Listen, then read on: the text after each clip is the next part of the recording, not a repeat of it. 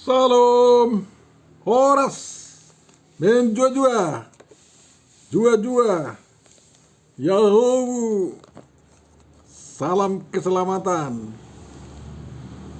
Selamat bertemu kita dalam channel ini yang sekarang kita gunakan untuk menafsirkan apa yang menjadi epistel untuk tanggal 12 Oktober tahun 2025 yang disebut juga minggu ke-17 setelah Trinitas. Dan mudah-mudahan Tuhan memberkati pertemuan kita ini. Mari kita saling memperkaya pemahaman kita akan firman Tuhan tersebut. Tulis komentarmu dengan baik-baik di bagian komentar. Dan dukung pelayanan ini melalui subscribe.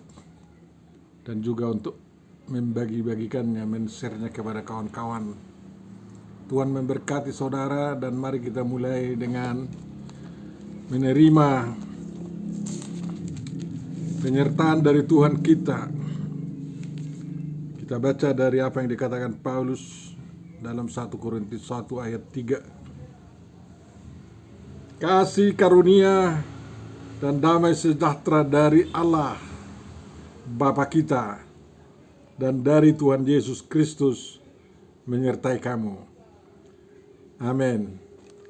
Firman yang akan kita renungkan ditentukan dari kitab Daniel pasal 3 ayat 13 sampai ayat 18. Daniel 3 ayat 13 sampai 18 kita baca, Bapak Ibu Saudaraku yang terkasih. Sesudah itu Nebukadnezar memerintahkan dalam marahnya dan geramnya untuk membawa Sadrak, Mesak, dan Abednego menghadap. Setelah orang-orang itu dibawa menghadap raja, berkatalah Nebukadnezar kepada mereka, "Apakah benar, hai Sadrak, Mesak, dan Abednego, bahwa kamu tidak memuja dewaku dan tidak menyembah patung emas yang kudirikan itu? Sekarang, jika kamu bersedia, demi kamu mendengar bunyi sangkakala, seruding, kecapi, rebab, gambus, serdam, dan berbagai jenis bunyi-bunyian, sujudlah menyembah patung yang kuat itu. Tetapi jika kamu tidak menyembah, kamu akan dicampakkan seketika itu juga ke dalam perapian yang menyala-nyala. Dan dewa manakah yang dapat melepaskan kamu dari dalam tanganku?" Lalu Sadrak, Mesak, dan Abednego menjawab Raja Nebukadnezar, "Tidak ada gunanya kami memberi jawab kepada tuanku dalam hal ini. Jika Allah kami yang kami puja sanggup melepaskan kami, maka ia akan melepaskan kami dari perapian yang menyala-nyala itu dan dari dalam tanganmu, ya Raja. Tetapi seandainya tidak, hendaklah tuanku mengetahui, ya Raja, bahwa kami tidak akan memuja dewa tuanku dan tidak akan menyembah patung emas yang tuanku dirikan itu." Demikian firman yang akan kita renungkan, Bapak Ibu, saudara-saudariku yang terkasih. Yang berbahagia adalah orang yang mendengarkan, memelihara, memahami, menghayati, melakukan firman Tuhan dalam perbuatan baik. Amin. Bapak Ibu saudaraku yang terkasih, sungguh luar biasa keteguhan iman tiga pemuda yang diberitakan di sini, Sadrak, Mesak, dan Abednego. Luar biasa. Sudah banyak orang yang diteguhkan oleh tekad mereka ini. Setiap terjadi pencobaan, untuk meninggalkan iman dipaksa oleh orang lain. Orang mengingat keteguhan hati dan iman Sadrak, Mesak, Abednego, dan mereka pun diteguhkan imannya dan tidak mau ingkar. Kalau kita berbicara tentang dosa, dosa kecil atau dosa besar, dosa terbesar adalah menyembah dewa lain, menyembah patung. Apabila percaya kepada Jehovah Elohim, Yeshua HaMashiach, Ruach HaKudus, Tuhan kita yang Maha Esa, itu jelas dilarang untuk membuat patung yang menyerupai apapun yang ada di langit, di atas bumi, di bawah bumi, di laut, dan di mana-mana untuk disembah.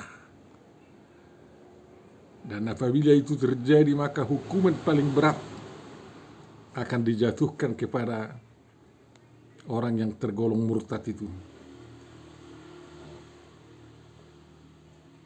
Itulah yang berlaku sejak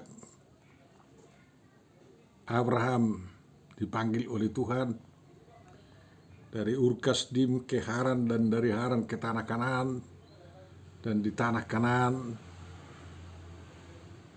ya dekat Betel, Tuhan menyatakan diri kepada Abraham, dan sejak itu Abraham memanggil Jehovah sebagai Tuhannya, lalu mendirikan mezbah di situ, dan sejak itu tidak ada lagi penyembahan kepada dewa-dewa kakek moyang Abraham. Dan larangan untuk menyembah dewa asing itu ditegaskan oleh Tuhan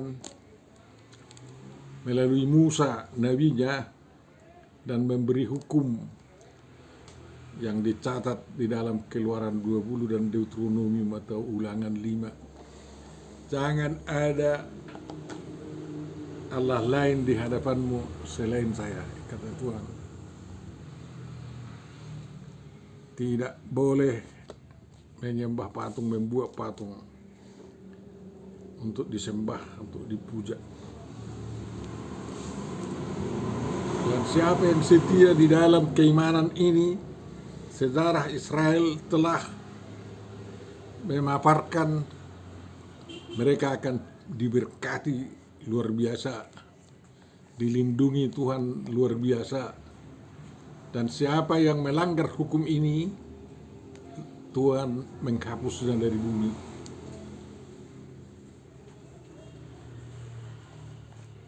Dulu hukuman yang dilakukan Tuhan itu cepat-cepat dilaksanakan oleh Tuhan, ya.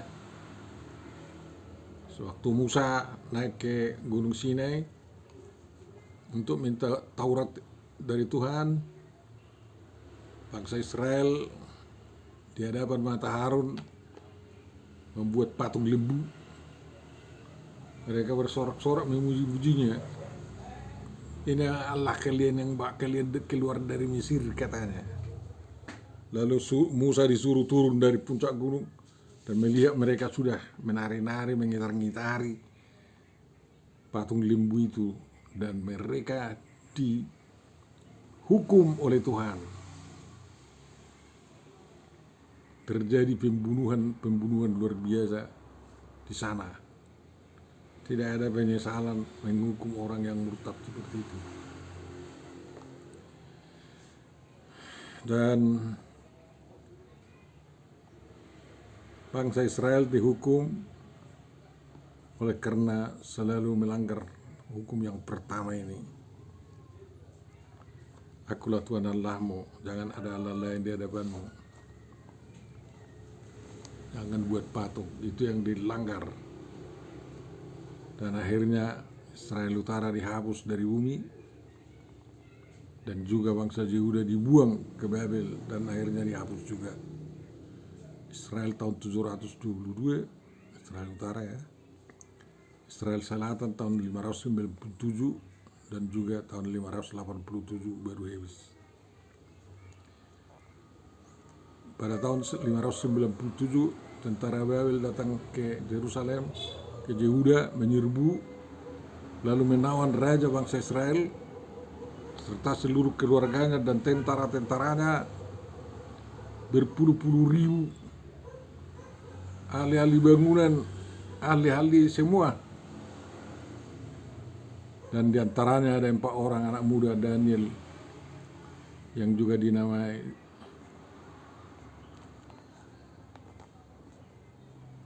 Belsasar ya, Sadrak, Mesak, dan Abednego.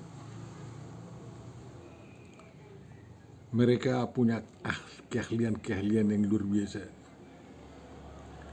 Dan akhirnya mereka sampai ke istana raja.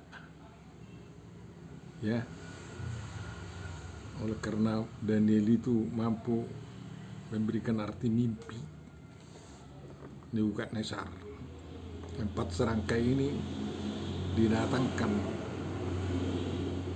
ke istana Nebukadnezar, lalu mereka dibabilonisasi, namanya diganti, ya kan,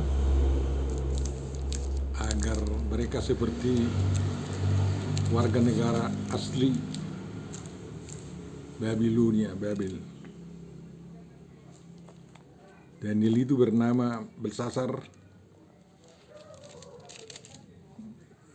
nama aslinya si Sadrak dapat kita baca dalam kitab itu, ya. Coba bayangkan, menurut penulis kitab Daniel 10 kali lipat keahlian dan pengetahuan pemuda ini dibanding dengan pemuda-pemuda ahli-ahli orang Babel pribumi, ya. Dari itu mereka menjadi pegawai raja, bahkan diangkat menjadi pimpinan-pimpinan wilayah, entah jadi camat, untuk memimpin daerah-daerah Babilonia. Jadi satu masing-masing yang 3 orang ini satu kecamatan lah itu misalnya. Daniel menjadi penasihat raja di istana, bukan? Dan apa yang ditanyakan raja kepada dia selalu tepat-tepat, dan kalau raja melaksanakannya, sukses dia. Sehingga karena mereka ini orang-orang jujur, tidak mau mengkhianati kerajaan Babel, walaupun mereka adalah orang-orang buangan dari Israel, dari Yehuda ke Babel, ya Raja Nebukadnezar semakin mencintai mereka. Dan akhirnya memang Nebukadnezar memikirkan kesejahteraan sisa bangsa Israel yang dibuang dari Yehuda itu. Dan raja penggantinya memberi kesempatan kepada raja Israel itu, si Jekonya, untuk makan bersama di meja raja. Jadi kalau memang suatu bangsa atau suatu suku atau seseorang punya keahlian yang luar biasa, walaupun itu mula-mula musuh negara, itu akan dikasih, ya, sedikit dia tidak dibunuh tetapi dibikin bekerja demi negara. Yang penting sekarang, kalau kita pengikut Yesus Kristus, juga harus mempersiapkan diri menjadi orang-orang yang terpakai dimanapun kita berada. Rugi zolma, rugi kerajaan, rugi republik kalau memang kita tidak dipakai. Walaupun di negeri itu sering meritokrasi tidak terjadi, tetapi orang-orang yang jujur, yang ahli, yang luar biasa pengabdiannya, tidak mau mengkhianati negara walaupun negara itu adalah negara musuhnya, akan digunakan dengan sebaik-baiknya. Jadi Sadrak, Mesak, dan Abednego sudah dibabilonisasi, sudah berkewarganegaraan Babel, sehingga mereka bisa bekerja mengabdi lebih banyak lagi. Coba bayangkan keadaan seperti itu pada keadaan kita sekarang sebenarnya. Jadi jangan ada yang ketinggalan. Makanya selagi ada kesempatan belajarlah, dan jangan hanya menghafal. Harus setiap orang punya keahlian, sedikitnya satu keahlian yang dapat diandalkan untuk memperbaiki hidup manusia. Kalau tukang sapu harus menjadi tukang sapu yang dapat diandalkan, yang dapat mencipta alat-alat sapu yang modern. Kalau pedagang harus menjadi pedagang yang ahli berdagang tanpa menipu, tapi memberi keuntungan kepadanya dan kepada negara. Kalau pemilik kebun harus ahli membuat kebunnya berhasil berlipat ganda. Seperti orang Israel, kebunnya selalu lebih cantik, lebih berhasil dari negara-negara di tetangganya. Itulah berkat Tuhan itu. Jadi kalau kita bangsa yang diberkati oleh Tuhan seperti Israel itu, karena kita ini Israel dua, jangan memburuk-burukkan diri. Harus lebih luar biasa dari bangsa-bangsa lain. Oleh karena itu pelajarilah pelajaran yang belum pernah dipelajari orang.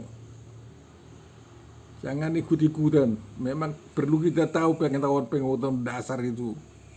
Ya, algoritma yang luar biasa. Ketahui, kuasai terus langsung. Nggak perlu 6 bulan untuk itu. Lalu ciptakan sesuatu yang luar biasa. Seperti dilakukan oleh orang-orang Cina. Mula-mula mereka meniru. Lalu membuat bikinannya sendiri. Kan kayak gitu, orang Eropa pun begitu dulu. Ya. Dari Timur Tengah di waktu itu diambil ilmu untuk bikin ilmu poti marende. Apa itu harmonika ya. Lalu dibawa ke rumah, diujinya di rumah, dibikin menjadi sampai sekarang menjadi keyboard luar biasa itu. Pesawat pun begitu kan. Mana ada itu yang tidak ditiru duluan baru bikin sendiri punyanya. Jadi kuasai ilmu-ilmu itu seperti si Daniel, ya, si Sadrak, Mesak, dan Abednego. Jangan bermalas-malasan seperti Pertamina sekarang. Bermalas-malasan bikin pabrik seolah-olah tidak tahu apa-apa. Sadrak, Mesak, dan Abednego dalam kejujurannya mengundang banyak sekali lawan-lawannya memang. Kita pun di negeri ini kalau kita menjadi orang-orang yang benar dan apa, pasti banyak yang cemburu yang mau menghabisi kita. Selalu mencari celah agar bisa kita dilenyapkan. Lagi ada golongan-golongan agama yang selalu menuduh kita kafir dan selalu dikatakan darah kita halal untuk ditumpahkan bahkan diminum mereka. Jadi itu sama seperti sewaktu perang Padri. Darah orang Batak itu habis tertumpah habis-habisan. Untunglah datang kolera itu untuk menghambat mereka. Sama seperti di Sudan Selatan sekarang ada yang menamakan dirinya Boko Haram, menindas orang Kristen, membunuh anak-anak, tidak berpikir kemanusiaan. Saya waktu ISIS masih berkuasa di sana, untunglah tidak diberitakan banyak-banyak Indonesia ini sehingga tidak terjadi perang saudara di sini.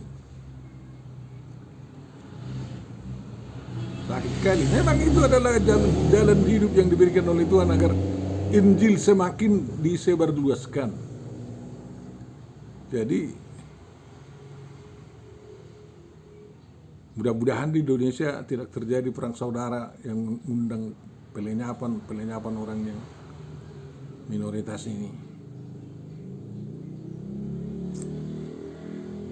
Tuhan Yesus memerintahkan kita memberitakan Injil ke segala bangsa sampai ke ujung dunia, menjadikan mereka murid Yesus Kristus, mengajari mereka apa yang diajarkan oleh Yesus Kristus. Ya. Kita tidak bisa mengajar orang menjadi orang baik kalau kita bukan orang baik. Kita tidak bisa mengajari orang lain terampil kalau kita bukan orang yang terampil. Makanya harus terampil semua. Harus ada sedikitnya satu ilmu yang bisa kita ajarkan kepada orang lain. Ilmu yang diberikan oleh Tuhan Yesus, kan kayak gitu. Tugas kita itu sekarang harus masih terus berlaku. Apalagi di dunia yang semakin modern ini. Kalau dulu Nomensen datang ke daerah kita, dari Eropa datang memberitakan Injil ke Jawa, ke Papua,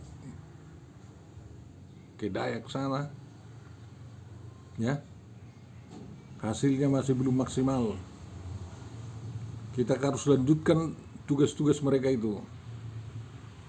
Jangan gentar, Tuhan beserta kita. Mati kita juga akan berguna kalau yang memberitakan Injil. Apalagi hidup bisa mengasuh gereja seperti para misionaris di Tanah Batak dulu itu, sungguh luar biasa kita. Jadi seperti orang ke Korea datang juga misionaris, dan akhirnya orang Korea sekarang menyebarkan para pemberita Injil ke seluruh dunia. Mereka bukan mayoritas di Korea, tetapi ada kesungguhan yang luar biasa.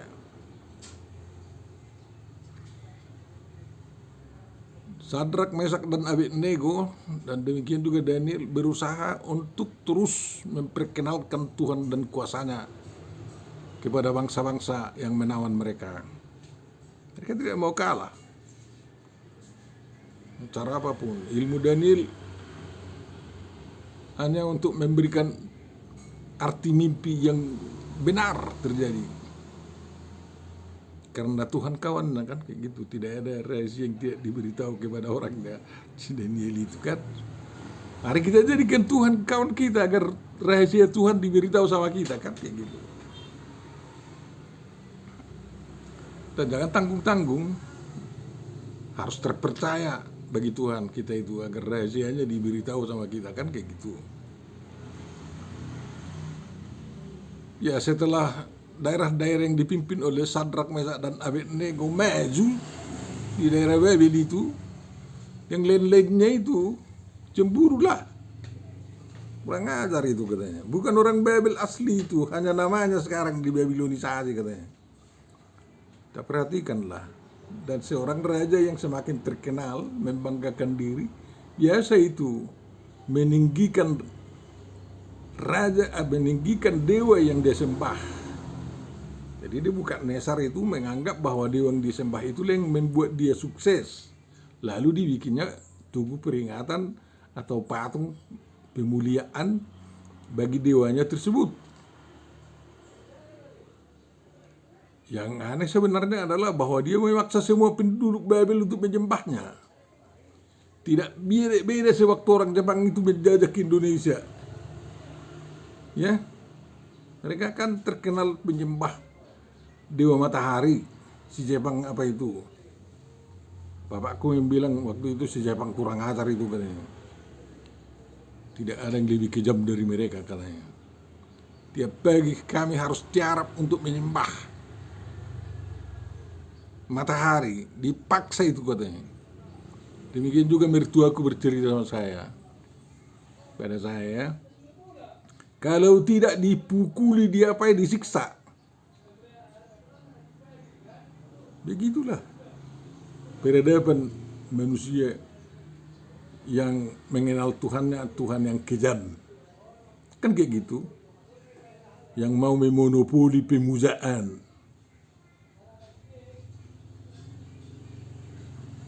Tuhan Yesus tidak begitu. Ya. Tuhan Yesus adalah Tuhan yang namanya kasih, sehingga kasih yang disebarkan, mana ada kekejaman dalam kasih.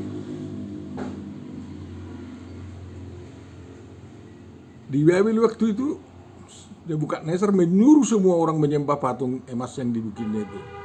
Lalu kedapatan Sadrak, Mesak dan Abednego tidak mau tunduk menyembah. Diadukanlah, memang itu. Kayak gitulah cara termudah untuk menghancurkan manusia, kan? Seperti kita ini cara termudah menghancurkan para imam-imam gereja kita, bikin berita hoax tentang perlakuannya yang amoral, kan kayak gitu. Terus dibebet jemaat lah pendetanya yang disebarkan berzina misalnya, padahal tidak ada. Karena manusia ini sifatnya terus menangkap kabar buruk lebih cepat daripada menangkap kabar baik, kan kayak gitu. Kalau kabar baik yang disebarkan ya biasa itu katanya. Tapi kalau ada kabar buruk, telinganya terus terbuka 3 kali lebar. Hantam itu katanya. Jadi setelah para pejabat Babilonia melihat Sadrak, Mesak dan Abednego tidak mau tunduk menyembah, mereka lari-lari ke Nebukadnezar. Puaslah kita nanti, lihatlah nanti akan dihabisi mereka dengan hukuman terberat itu, dilemparkan ke perapian yang menyala-nyala ini katanya. Ya laporan sebangsa kan, seagama kan cepat itu ditampung. Walaupun itu hanya laporan berdasarkan kebencian, kan kayak gitu. Ya, Nebukadnezar memanggil 3 orang itu ke istana. Bagaimana? Benarkah? Benar. Mau tunduk, mau menyembah. Kalau berbunyi apa itu trompet apa semua, ya orang bertiga ini langsung mengatakan, tak usah kami jawab mau atau tidak mau. Yang penting kalau kami tidak dilepaskan oleh Tuhan kami dari perapian itu, ya silahkan aja. Kalau dilepaskan silahkan aja. Kalau tidak dilepaskan kami tidak mau menyembah, katanya. Sebenarnya dari jawaban itu sudah langsung mereka harus dipenggal di situ, ya. Tapi mereka mau melihat orang yang membangkang tersiksa dengan api neraka itu. Seperti api neraka lah dibikinkan, 6 kali lipat katanya dipanaskan. Bagaimana caranya tidak tahu. Bayangkan waktu orang yang melemparkan Sadrak, Mesak dan Abednego, ya berarti ada 3 orang kan sedikitnya. Waktu melemparkan itu yang disambar api lah, mati. Hanya untuk mengatakan bahwa apinya luar biasa, ya bisa menyambar orang. Padahal Sadrak, Mesak dan Abednego ya tali yang di tangannya berputusan dan mereka jalan-jalan. Jadi ada 4 orang mereka, malaikat Tuhan rupanya menolong. Ya bingunglah si Nebukadnezar itu kan. Jadi jangan kau terkejut kalau memang ada yang menginginkan kau disiksa karena imanmu kepada Yesus Kristus. Jangan terkejut. Itu sudah dikatakan oleh Tuhan Yesus kepada kita. Kamu pasti akan disiksa oleh karena namaku, katanya. Tapi berbahagialah kalau nyawamu hilang akan diganti Tuhan. Ya, itu sudah dikatakan Tuhan Yesus itu.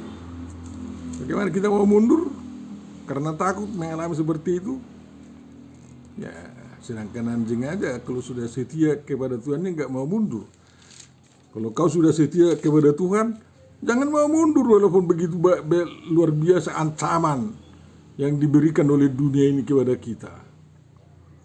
Karena lebih baik dipenggal langsung, ya mati seketika itu, tapi hidup selama-lamanya nanti di sana, kan kayak gitu. Darah kita menjadi benih gereja, kan kayak gitu.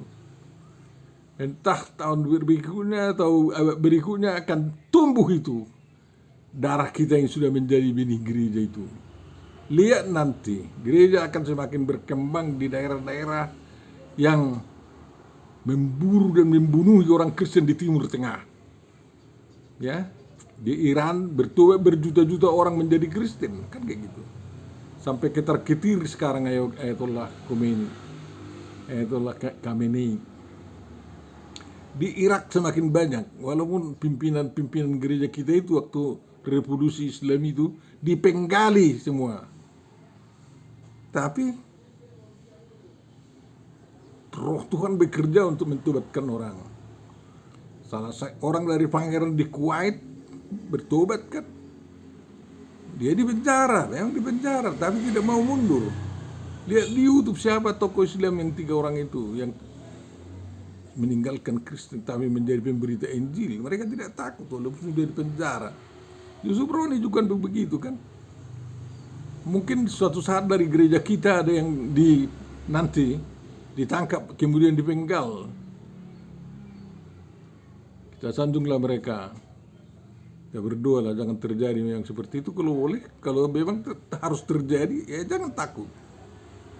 Ya. Akibat daripada ketangguhan daripada iman Sadrak, Mesak dan Abednego itu terjadi. Ya. Mereka dilempar ke api tidak terbakar. Satu rambut pun tidak terbakar. Akhirnya dipanggil. Nebukadnezar bingung. Kan kayak gitu. Akhirnya ada dekrit Raja Nebukadnezar mengatakan tidak boleh seorang pun penduduk Babilonia memfitnah Allah yang disembah oleh Sadrak, Mesak dan Abednego. Memang tidak disuruh Nebukadnezar menjadi percaya kepada Jehovah Elohim waktu itu, tapi tidak boleh memfitnah, ya. Namun walaupun tidak diberitakan, banyak mereka yang sangat salut, menghormati dewa atau Tuhan yang disembah oleh Sadrak, Mesak dan Abednego. Dan bukan hanya itu yang membelanya. Kemudian hari setelah keluar dari istana, dari api yang sangat menyala-nyala itu, mereka bertiga diangkat menjadi pejabat-pejabat tinggi di Babilonia dan dampaknya luar biasa. Ya. Dampaknya Raja Nebukadnezar menjadi raja yang berperi kemanusiaan. Tidak lagi raja yang sangat kejam. Berhenti pembabatan bangsa-bangsa lain. Itulah dampaknya. Penduduk di Babilonia menjadi hidup tenteram. Tidak merasa terancam lagi. Bisa orang merasa Babilonia menjadi tanah airnya. Namun pengganti Nebukadnezar sedikit melalaikan tugasnya. Ya.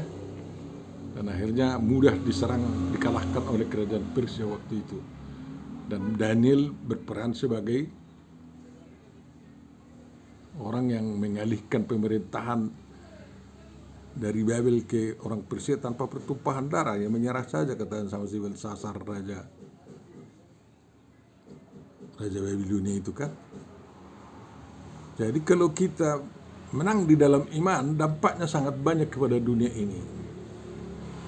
Kehidupan sejahtera akan tercipta, generasi yang penuh damai, yang penuh kebaikan, ya. Bangsa-bangsa bisa hidup berdampingan di dalam penuh kasih. Itulah dampaknya kalau kita setia di dalam iman kita, walau bagaimana beratnya pun ancaman, ya. Dan Injil akan semakin dimuliakan, karena itulah kabar baik, kan kayak gitu. Jadi ketahanan, ketangguhan iman kita memperlihatkan iman kita yang benar itu di hadapan dunia ini adalah jalan terbaik juga dalam rangka memberitakan Injil Kristus untuk pengembangan kerajaan Kristus di dunia ini. Mari ikut bersama untuk itu. Jangan terlena. Asah diri sekarang menjadi laskar Kristus yang membawa berita sangat baik tanpa pertumpahan darah di tengah-tengah bangsa dan negara dan juga di dunia ini. Tuhan memberkati kita, amin. Bapak Surgawi, terima kasih atas renungan yang sampai kepada kami. Kiranya itu dapat berbuah dalam hidup kami, sehingga tekad kami untuk memberitakan Injil semakin berkobar-kobar dan hasilnya Tuhan dapat Engkau petik. Bukalah hati dan pikiran orang-orang yang belum menyambut Engkau, agar mereka percaya kepadamu dan betul-betul menjadi pembela kebenaran-Mu. Dalam Yesus Kristus, sempurnakan doa kami dan kabulkanlah. Amin.